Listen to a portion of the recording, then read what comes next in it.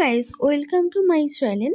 এখন বাজে সকাল ৮টা আর আমি চলেছি স্টেশনে। আজকে আমি যাচ্ছি বারাসাতে। বারাসাতে কি করতে যাচ্ছি জানো গাইস? আজকে কিন্তু খুব চিন্তার বিষয়। আজকে আমি যাচ্ছি বারাসাতে এক্সাম দিতে। আমার একটা এক্সাম ছিল আজকে সানডেতেই আর কি চাকরির আর কি এক্সামগুলো হয়।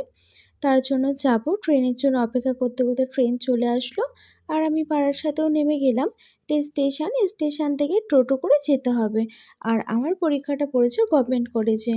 আর আমি পৌঁছে গেছি, অলরেডি লাইন দিয়ে মানে ঢোকার লাইন শুরু হয়ে গেছে, তাই স্টপ করে দিয়েছিলাম। আমার এক্সাম কমপ্লিট হয়ে গেছে, শেষ হওয়ার পরে চলে এসেছি চাপাডালির বাস স্ট্যান্ডে।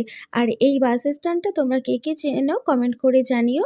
আর আমার একটা জায়গাতে যাওয়ার ছিল, তাই আমি বাসে করে চলে যাচ্ছি। দক্ষিণেশ্বরের ওই সাইডটাতে আর কি যাওয়ার ছিল। আর রাস্তায় যেতে যেতে অনেকে জায়গা আমার খুব ভালো লেগেছে। সব জায়গা ক্যাপচার করতে পারিনি, কারণ আমি বাসে জানলার ধারে বসে মানে বাইরের পরিবেশটা দেখতে ভীষণই ভালোবাসি। আর এই দেখো, এই ব্রিজের এখান থেকে বাসটা খুব স্পিডে যাচ্ছিল, তাও আমি যতটা পেরেছি ভিডিওটা করেছি।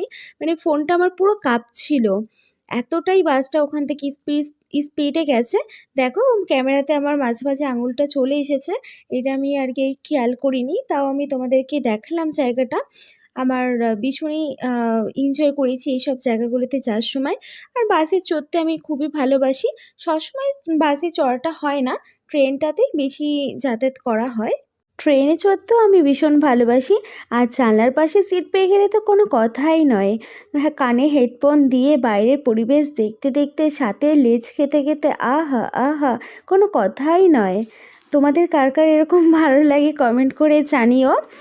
আর কথা বলতে বলতে পৌঁছেই গেছি। আর এই যে এই গঙ্গাটা, এটা কিন্তু দক্ষিণেশ্বরের গঙ্গা।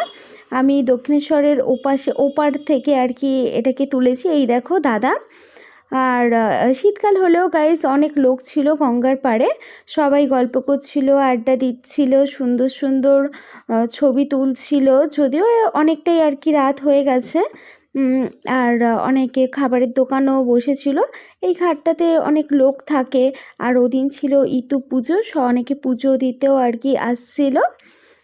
তো আমার তো খুবই ভালো লেগেছে। যারা যারা আমার চ্যানেলটাকে সাবস্ক্রাইব করেছো তাদের থ্যাংক